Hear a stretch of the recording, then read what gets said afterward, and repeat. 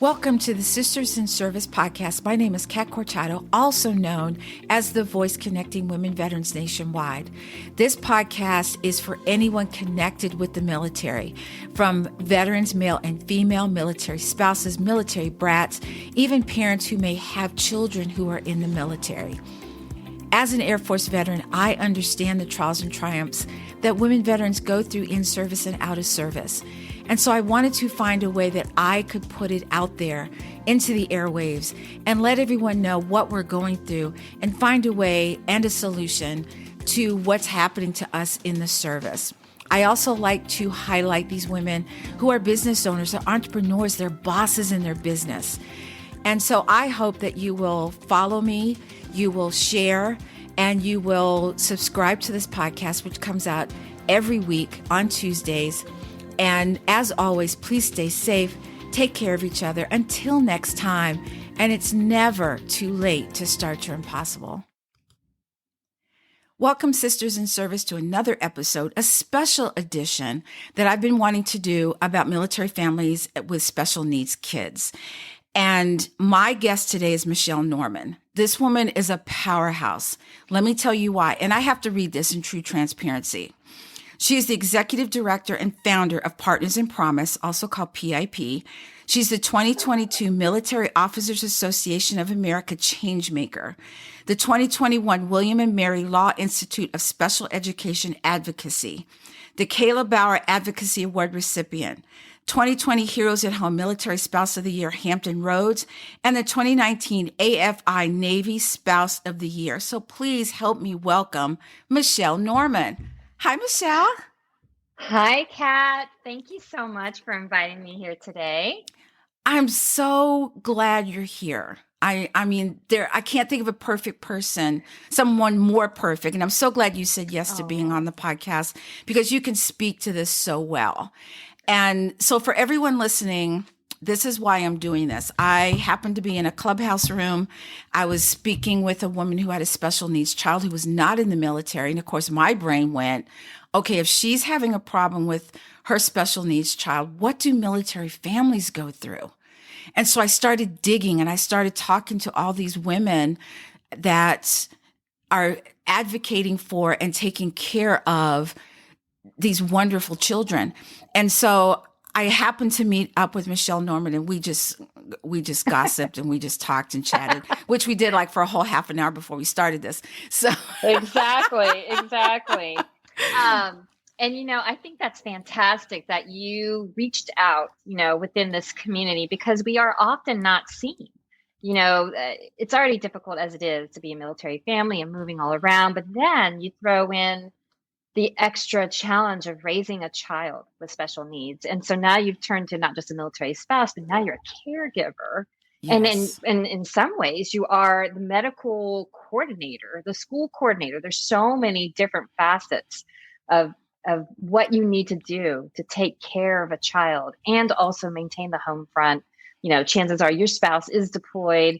And so you really are doing all of it at once. And so I often refer to my EFMP families, which is the Exceptional Family Member Program. That's a DoD program that kind of helps these families provide them resources. I often call them super women, super men, super dads. I mean, they are just, not only mama and papa bears, but they're holding it all together to make sure that our all volunteer force stays, ready and strong. And that's it. It takes a village. And so I'm just thrilled to be here and able to share my story a little bit and share the stories of other families who have gone down this journey and trying to make it all work, so they can support their spouses and do what they do best, which is serve this great country.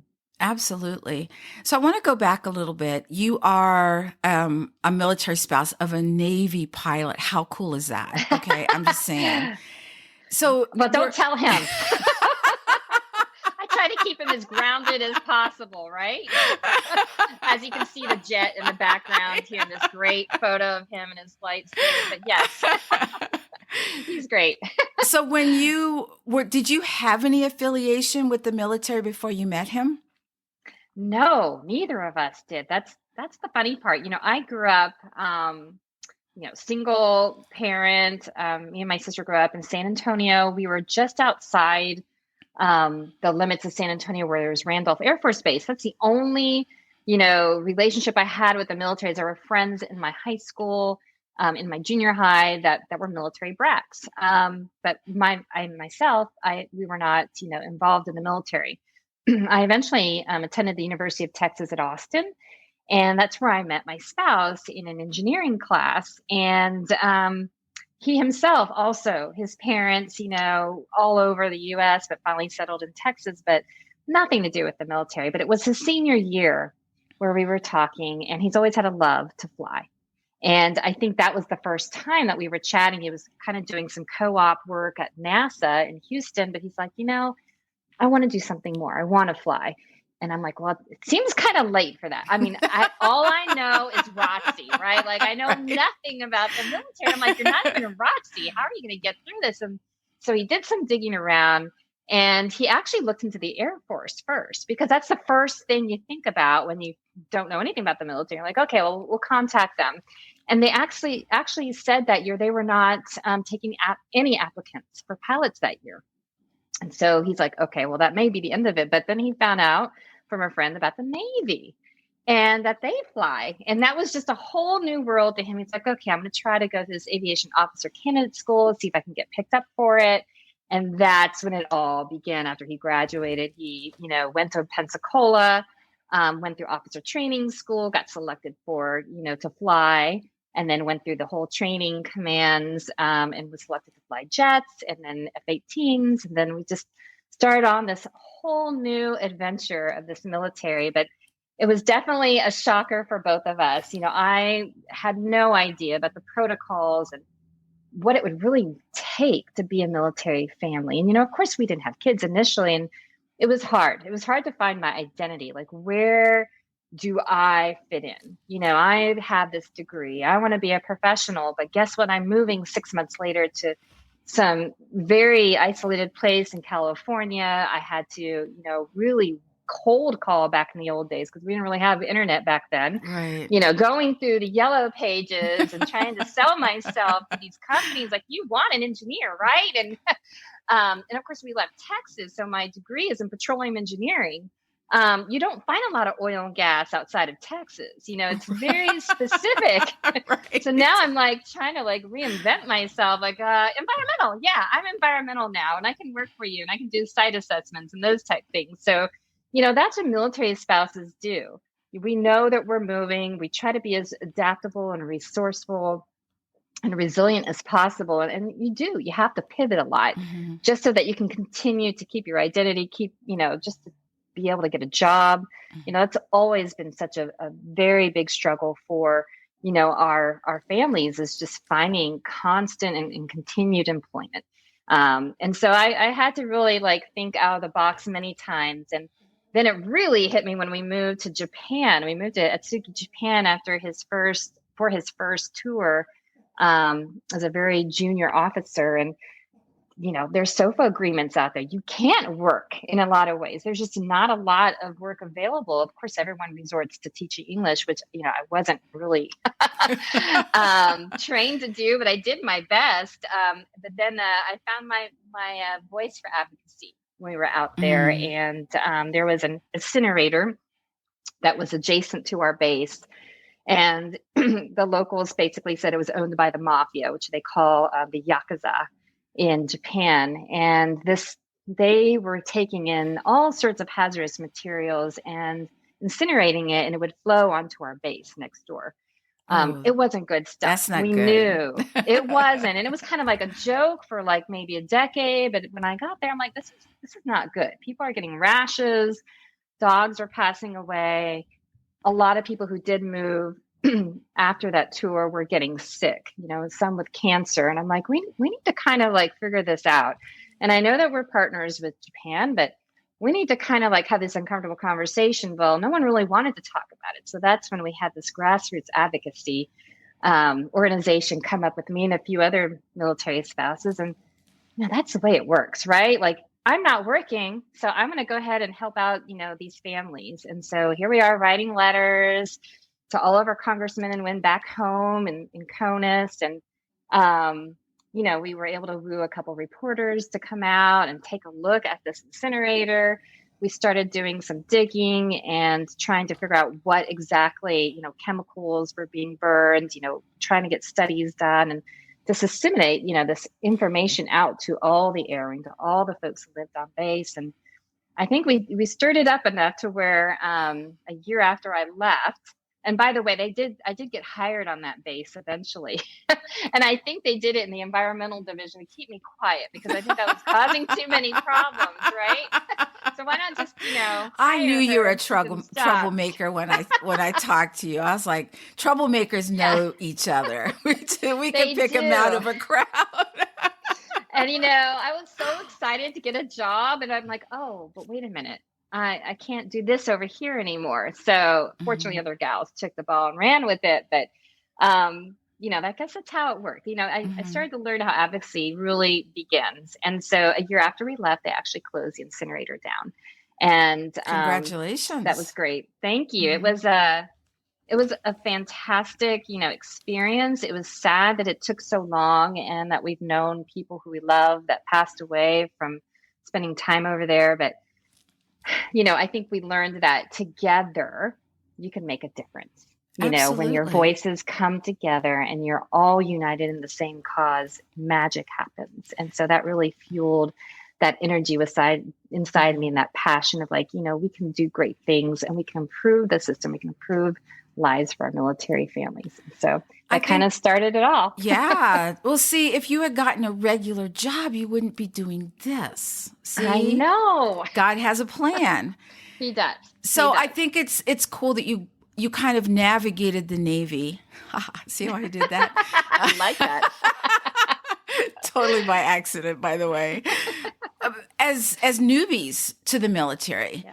Because I've talked with a lot of military spouses who their spouse was already in and they had to get this crash course on what it's like to be a military spouse while you're in the military. So talk a little bit about your daughter. I know she has MS. We came back from Japan and I was able to, we went to a couple more duty stations. I was able to get jobs again in environmental engineering in both bases in Maryland and California. And that's in California is when we were like, okay, now's the time that we want to maybe start a family. And it wasn't easy. There are a lot of people that are like, they can snap their fingers, boom. But not for us. That was definitely a long 3.5 year, journey for us. But we were very fortunate to finally get pregnant. We're like, yay, we're moving from California back to Virginia. Life is great. And I was high risk. And so when we got to Virginia, it didn't, I was 27 weeks and she decided she was coming. There was no way to stop it. And I was very naive about that too. Like, oh, sure, I'll go to the hospital. They'll give me some drugs and everything will calm down. So no. And that again threw us into this new journey, completely crazy, chaotic, beautiful that she was here, but so much to take in all at once. There's this fear of, is she going to live? She's so young. She's a preemie, weighed 2 pounds, 3 ounces. Oh, and my so, goodness. Fortunately, we had a children's hospital nearby, but that was, we were only here 1 month trying to settle into a new house. The only way, I didn't even know the city. And this is before Waze and Google Maps. I had one little map that told me how to get to the hospital and back. But she was, stayed in the hospital for 8 months. It was a fight to get her out, but during that time, a lot of things happened. They call it the roller coaster of the NICU, and that's exactly what happened with her. She had a brain bleed within the first week of life, and that caused her cerebral palsy that we were talking about earlier. And she has a multitude of other disabilities, but she's a fighter. And she, did the best she could under every situation. I was a mama advocate there every day. She eventually had to get a trach to breathe, which was very difficult for us. And initially the doctors were like, well, let her stay here for 2 years. And I'm thinking to myself, I'm not letting my baby stay here for 2 years with ever not taking her home. Right. And, I basically said, I can take care of her. I'll have my sister-in-law come together, we will make sure that she grows so that she can have this amazing surgery to reconstruct her airway. And they said, that's great, but we can only do it when she's 2 years old. I'm like, okay, that's not going to work. So there you go, doing our research, how do I find the best place for my daughter? And sure enough, this world-renowned doctor was still working at Cincinnati Children's Hospital. He invented the surgery for reconstructive airways for pediatrics. I mean, he had like all these things named after him. And I'm thinking to myself, we need to be in Cincinnati. And, he performs this surgery 3 to 4 times a month, where the guy locally, wonderful person, but only does it 3 to 4 times a year. So where am I going to go? Right. Absolutely. Cincinnati or stay local. So yeah, it was hard because, I think in our culture of military community, we respect authority. We don't have a tendency like, okay, yes, sir, this is perfect. We're going to stay with this plan. And I think that was my very first time or second time. I think I'm like, I need to start speaking up and saying, no, this is not right for us. We need to find someone who can really take care of all the unique needs of my child. And it's not here. And that was hard. I remember having to sign a letter when we left the hospital that said if she died when we brought her out, that was our fault. And they were not liable for anything. I'm like, okay, man, bring it on, And oh, by the way, my husband's about to deploy. Oh. So, isn't that that too the common life of the military? And so we brought her home. Within a week, we were driving to Cincinnati to get evaluated. They said, get some weight on her, come back in 4 months, and we'll do this big surgery. My husband left. Me and my sister-in-law, made sure we had eyes on her for everything. We did not leave the house. We wanted to make sure that she didn't get sick. And we went back to Cincinnati for this big surgery that took about 3 to 4 weeks of her to recover, but it was a success. So that was the beginning of being that advocate for your child, because no one else is going to do it, and I could have said, okay, fine, we'll stay here for 2 years. We'll see what happens. It may not have been successful, but, I think it came down to researching data. Who's doing this the best, don't settle. I think that was the first thing, is never settle. And that really just kind of set the path for everything I knew I was going to have to do for her. When you have special needs, you need to be their voice, and you have to be the one to step up. And sometimes you're doing it alone. Yes. Because our spouses are busy. They're gone. They have very difficult jobs every day. It's stressful. This weight falls back on the military spouse to pick it up and to be that caregiver and that caretaker. And, unfortunately jobs, I'm never going to probably work again like I used to as an engineer. It's just, this is my new job. This is my new life. And as we kept going through the Navy journey, and it's isolating. I'll be very honest. Initially it was hard to talk about, our life with others who had seemingly perfect lives and all their kids are playing sports. I remember going to a spouse club meeting once. Actually, it was a gathering of the squadron, and all the kids were invited. It was a great barbecue, and people were talking about milestones of their kids, right? And no, my kid's doing this, and they're walking. And I remember them looking at me, and I'm like, my daughter just turned over, and she's 2 years old. It's like that. You realize at that point, she's so behind. They didn't even know how to respond to something like that. That was me trying to be vulnerable and hey, I'm so excited. She just did this great thing that, yes, I know it's very delayed compared to the normal person. But when you get crickets back and no one's saying anything, then you realize I'm in a different place. Sometimes those groups are, they can be a little nasty sometimes, depending on what group you're in. Right. And sometimes when I'm in a group, I'm kind of taking the temperature of the group, saying, how vulnerable can I be here? Right. But on top of the fact that the stress level for you of not only taking care of your daughter, but also at least having that family member to support you. Because I can't imagine what it'd be like if you have this child that has special needs that you need to take, that can't do a lot for him or herself, and you don't have the support, because sometimes in the military you still don't get that support. What do you say about that? to normalize a situation. You have to make your own family. And what I find, though, for those of us who have children with special needs, we don't have even the time to get together with each other, with people who even get it.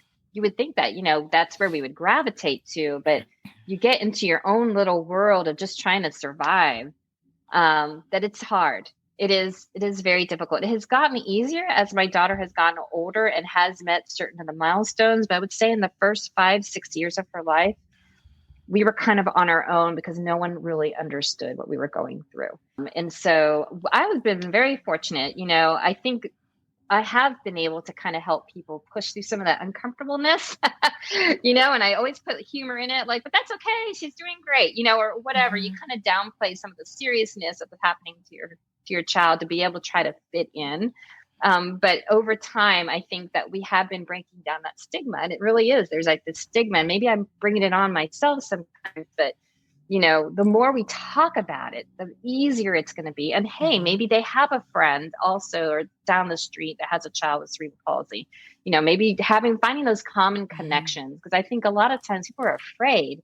They're afraid of maybe not saying the right word. Sometimes I'll even hear that now, like, okay, do I say someone who is challenged intellectually, or is it MR, mental retardation? There's so many different things. People are just afraid. I think we need to break down those barriers and, hey, let's connect any way it is. And it may not be the right word, but be open to maybe say, hey, I talk about, having a daughter with special needs. I don't say I have a special needs daughter, because my daughter comes first. And so that's what I consider like the first person versus the disability. I know some people that get older, they prefer to be called autistic, versus I'm a person with autism. So I think, again, we have a very interesting community for those who have disabilities, and no one's going to get it right. But I think just offering to be open and be gracious and say, hey, I may not be saying this right, or how's your child doing? And maybe not knowing all of those details, but just taking that step to connect, because it's so socially isolating when you have a medically complex child. It can be super isolating, and we all need those human connections. We were talking about this past week of just like, we need to listen more to people and be compassionate and empathetic, and feel like there's a sense of belonging and building these communities of inclusion, because I think we're missing that. From the pandemic. And I know we're going way off what we're going to be talking about today, Kat. I told you this is going to be a 2-hour podcast. But I think that's just could solve so many things, or at least a little bit of it, of just trying to connect, and I saw a little bit of that initially in our journey. But we've always been very open about my daughter's disabilities, and so that she can own it too. Because if she's going to self-advocate, she needs to know what she needs and be able to speak about it, so that she can succeed in this life as well. And so we're trying to give her these tools of how to present what it is that you need. I have this disability, I need XYZ to access an education, or to be able to, make a phone call, or whatever it might be. And so I think it's important for us to be able to lay that foundation for her. And so we moved around a lot with her.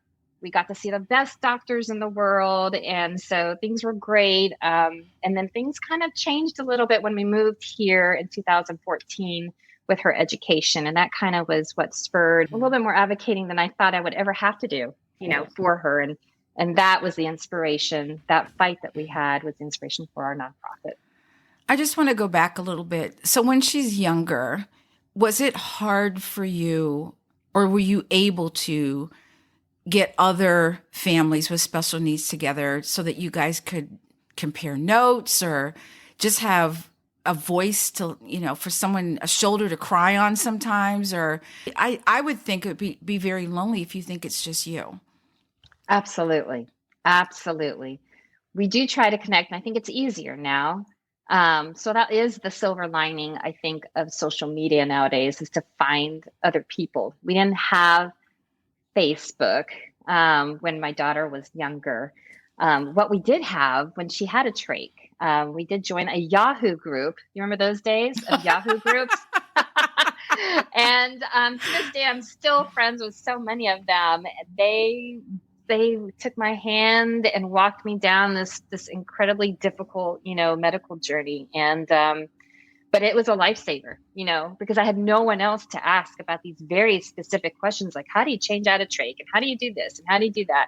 Oh my goodness, you will not believe what happened today. And so I'm having problems getting this equipment from the medical company. No one else would know any of this, or problems getting nursing care at the home. But yes, connection is it was not easy. I will say I did not have a lot of luck connecting in the early years. And then once the internet started to open up, we found Facebook groups.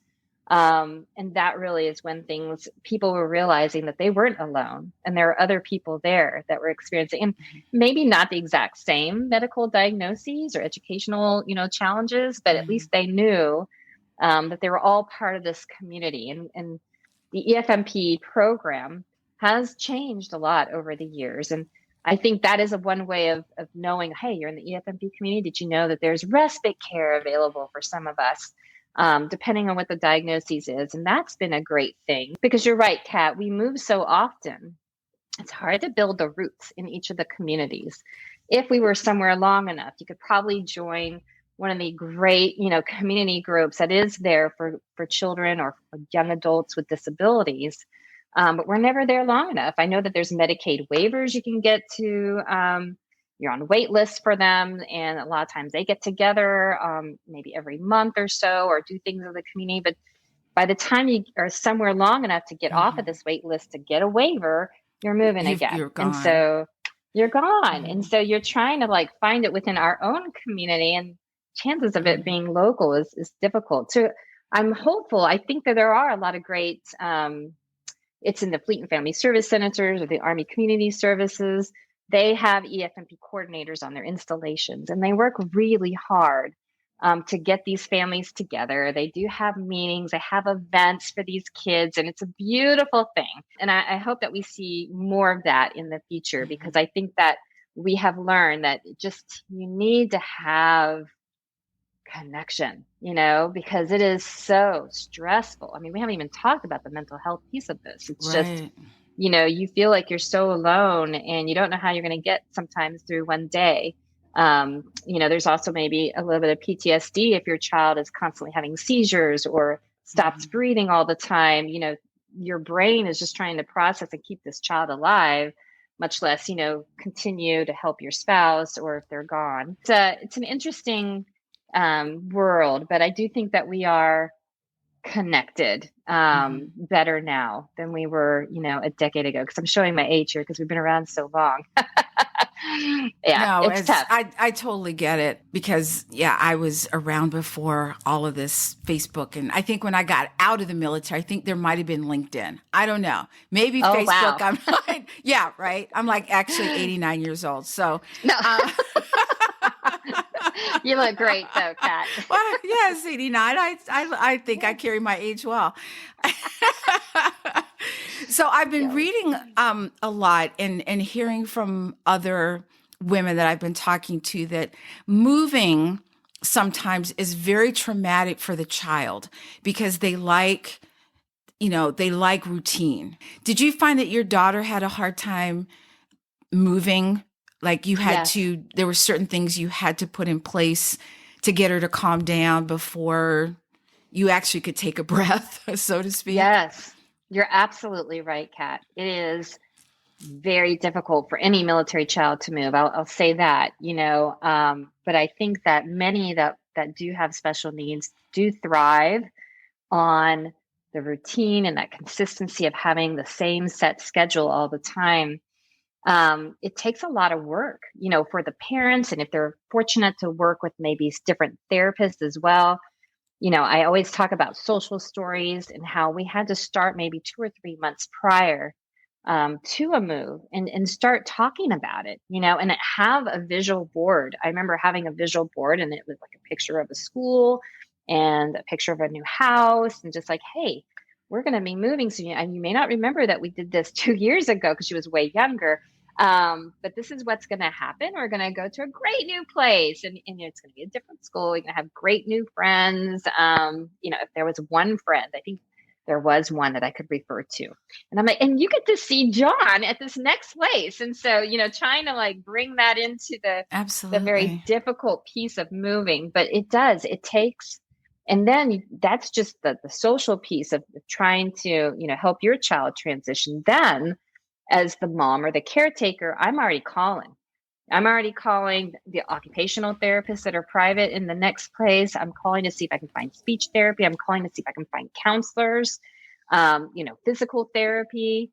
Does she need a psychologist? What's the wait list going on for that? As soon as we know we're going somewhere, you're on the phone. You're trying to find out all of this stuff. It is. I mean, you should see my medical binder for her. Which is different than the school binder, by the way. But I have like 25 tabs on there, ranging from the eye doctor, the neuropsych, the psychiatrist, the pediatrician. Everyone has a tab so that I can keep everything together on, when her last visit was, when do we need to come again? And then you think about they're on medication. You need to make sure you find someone right away, because you don't want any of those refills to lapse. Some of those scripts will only last for so long. And so it's just, again, when I talk about being a medical coordinator and doing it all, that's exactly what we are. And so you throw that into the mix, and oh, by the way, maybe you're PCS-ing alone. So now you got to arrange the entire movement of your whole home to somewhere else. And maybe there's a place for you in the next place. In this housing market, I'm thankful we are situated right now, but I can't imagine moving Kat right now with the way that the housing market is, the lack of inventory, both on base and off base. And then you look at some of the rent for many of these places, it's unbelievable. It is unbelievable. It's unbelievable. And it's not right. Right. Before we talk about your partners in promise, what do the families, when I say families, I mean the husband and the wife. Okay, I'm talking about the wife or the military spouse. Okay, I am. I'm trying to be like right about this, but because you're the one that's taking the brunt of this. How do you take care of you? Because it's always about, it's about your husband. It's about your kid. It's about the doctors. It's about all of this stuff. What do you do when you need that time to just back away for a moment, because you can? Right. And what do you do? And what advice would you give to parents who probably don't do any self-care for themselves because they can't, or it's hard to? Absolutely. And I'm glad you're bringing that up, Kat, because I can't tell you how many people said the exact same thing to me the first couple of years of my daughter's life. Take care of yourself, Michelle. And I'm thinking, I would laugh and I would cry at the same time. Like, I don't have time to take care of myself because I need to keep my daughter alive. That was where my focus was. It was nothing to do with myself. I don't know if that was the best thing to do at the time, but at the time it felt right to me. When I did have time, it was probably in the shower. I mean, I know it sounds awful. I would take a hot shower. I would cry. I would do whatever I need to do in there, and I'm out. Yeah. As soon as I step out of the shower, I'm ready to rock it again. And we're going to do great things, on my daughter's behalf. But there was no time for myself. Later in life, I think it was really meeting people, trying when she was in school, take advantage of the hours that she was in school before therapy hits, after school. Go get a coffee, go on walks, and call a couple trusted friends. Those were the ones that I really tried to find who got this life. Just, you need to find those trusted friends. It could be just one, and that's all it takes. But that's how I kind of was able to unwind. And then I would say later on, of course, a glass of wine doesn't hurt, every once in a while by yourself, even if it's on the porch. And everyone's having a meltdown inside the house, I would step out of the porch, onto the porch, close the door, everyone's safe. And I would just take a walk around the backyard with my glass. I'm like, okay, I'm good. All right, I can go back in the breathing. house. Let me breathe. Take Let a me sip. breathe. Take a sip. Smell the flowers. Exactly. I mean, and trust me, everyone was okay in the house, So. Yeah, absolutely. And then I would walk in. I'm like, all right, I'm ready for that. Thank you. But it's just those moments, right? It's those moments that you have to find to kind of fill that cup again, to like, I got the energy, I can do this. They are 100% worth it. We got this. I don't know if that answers all of your questions, but no, it does. I was a single parent in the military, and it was just go, go, go, do. Self-care. What is that?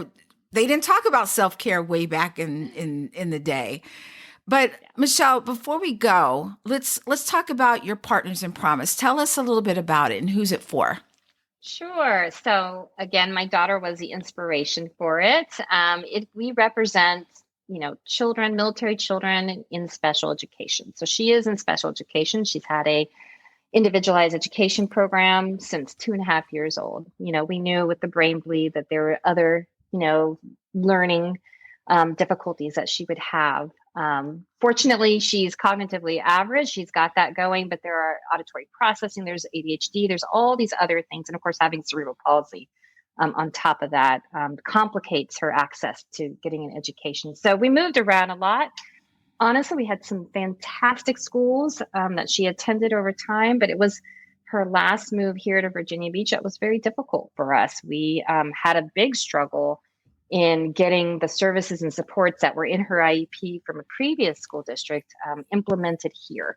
And we had a sense that, we've been here before. We loved everybody. We had great teachers. I love our teachers, but I think there was something different with the administration.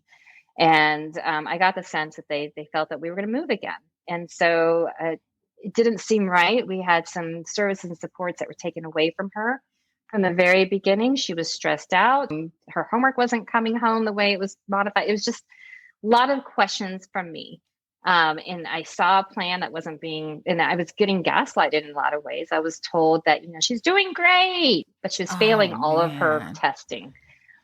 She doesn't need this, but I could tell that things weren't going in the right direction. And so we brought in an advocate. The advocate looked at testing. She looked at her previous IEP and she's like, there's something wrong here. She needs actually more support. Things are not adding up. And so my husband, of course, is gone during this time. And, we got to a point where we really worked with the school team over and over again. But we got to that point where the advocate said, it's time to find an attorney. Your daughter is not receiving a free, appropriate public education, and you're going to need to talk to someone about this. Otherwise, she's going to continue to regress, as we were seeing. Not just academically, but socially as well. You never want to see your child go backwards. That's hard to see, especially all the work you've put in, but all the work she's put in too. Yes, absolutely. She just was not progressing the way she was supposed to. And we knew something was wrong, but I was not an expert, so we had an attorney come and she's like, we need to start from ground zero. We need to get her evaluated. And I found a great place here in the local area that seemed to fit her needs, her unique needs. So we enrolled her there and we told the school district, let's keep working. Let's come up with a plan that's going to work for her. And it took an entire year of going back and forth. And we finally had to file due process against the school district so that she could get the education that we felt gave her a FAPE at this private school. That is not something you hear military families do often. It's a very lengthy, very expensive, process. And we felt alone because no one else has done this, because typically caregivers are too tired and too stressed. They don't want to worry about trying to take a school district to court. It's just, it's not for everybody, but we knew something wasn't right. And so we went to due process. It's like a big trial. And we won, which is very rare for families to win. Usually 95% of the time they don't. It's usually the school district. They're the ones that have attorneys. They have money. So are you saying that you're what's that word, trailblazer? I know there were others out there, but, I think the longer this battle went, I think maybe we were a little bit of a trailblazer, because the school district did appeal to federal court. We won again there. And it was still a fight to get the services and to get her taken care of at the school. And then they turned around and sued her.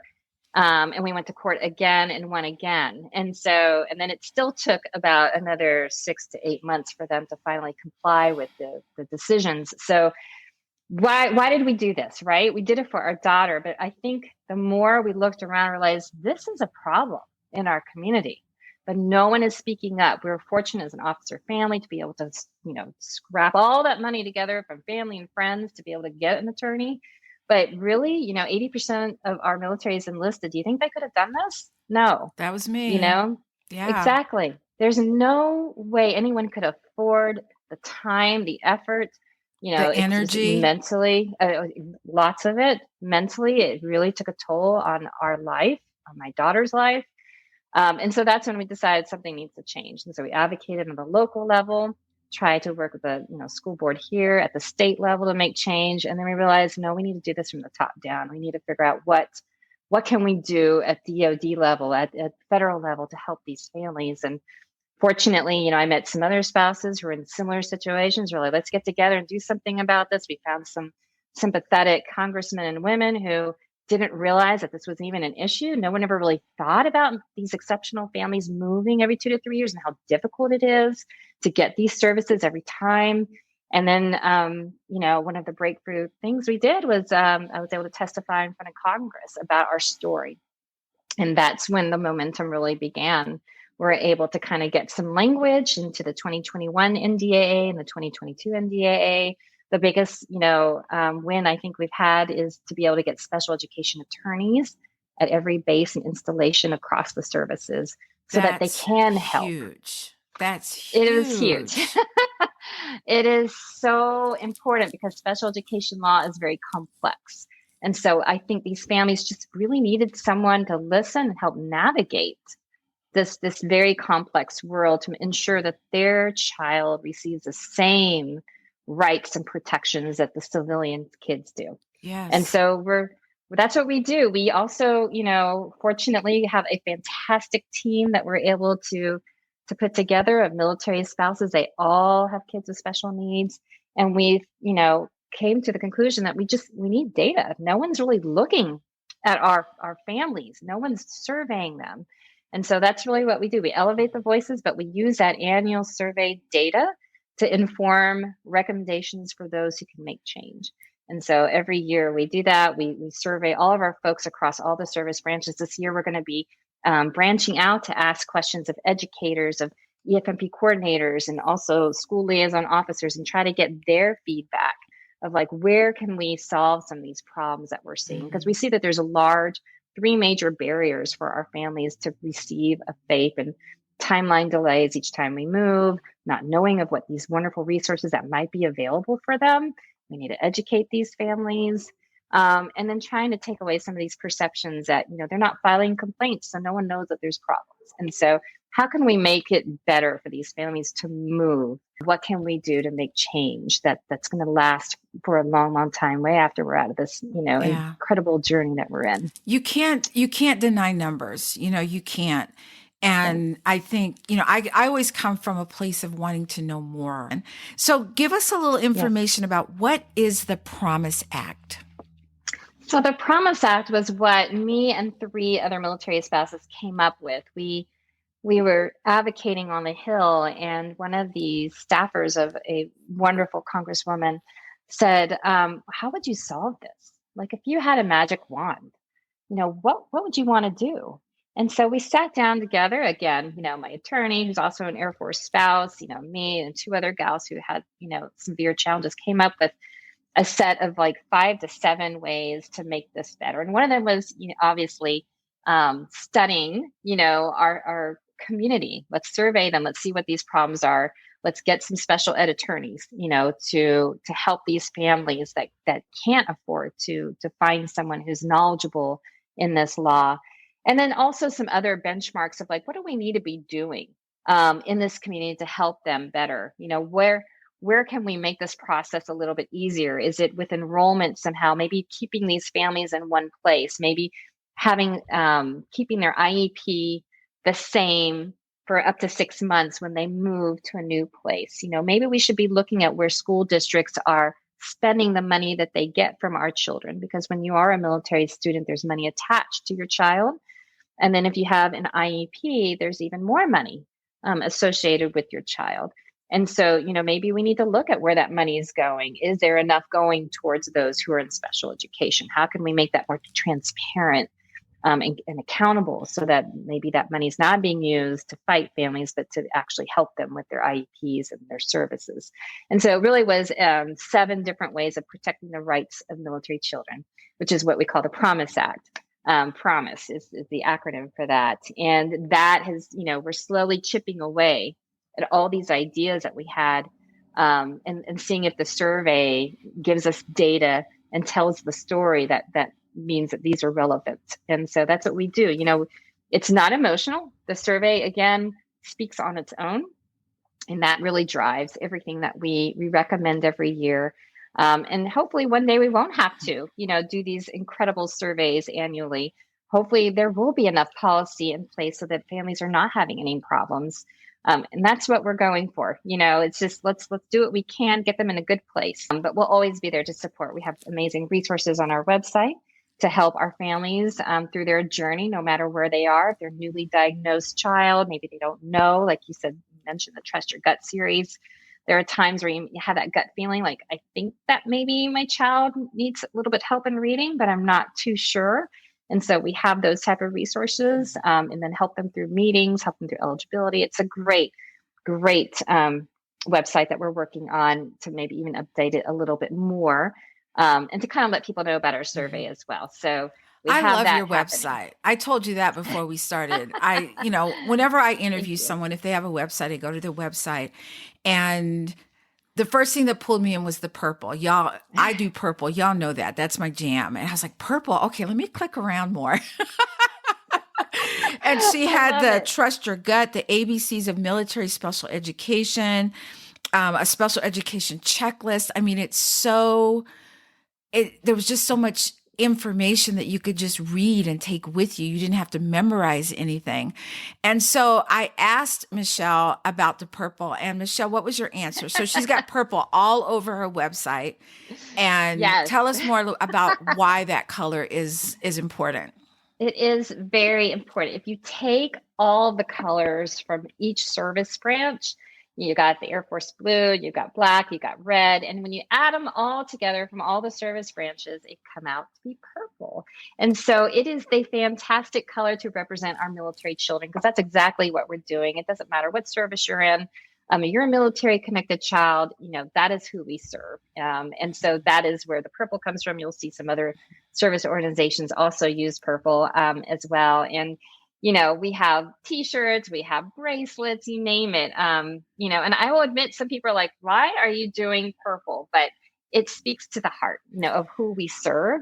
And it reminds me that that's exactly, what we're doing. Our only stakeholder is our military children. And so that is the key. So I'm glad someone appreciates the color. I approve 100%. Thank you.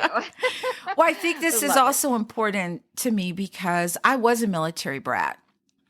My parents did not do the whole board and say, "Ooh, we're going here," and look at, they were just like, "We're moving to Germany." And you're like, "What? Wait, can we talk about this? I don't want to